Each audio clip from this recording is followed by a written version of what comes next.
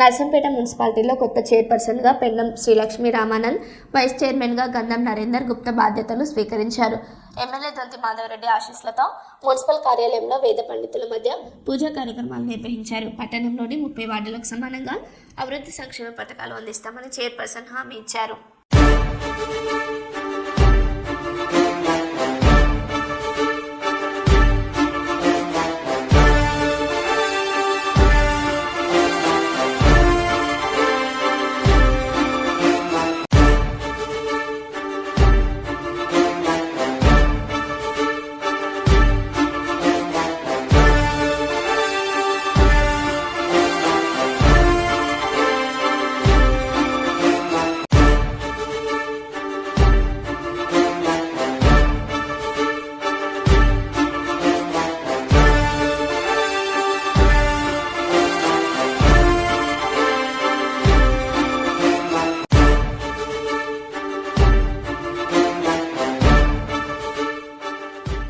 మా వాల్యూ అర్థమైందా?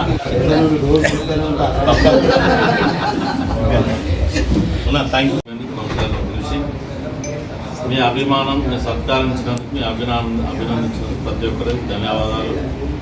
మీ అందరికీ మా 30 వార్డులలో ఉన్న కౌన్సిలర్లో 21 వార్డు కౌన్సిలర్ అందరు గెలిపించిండ్రు.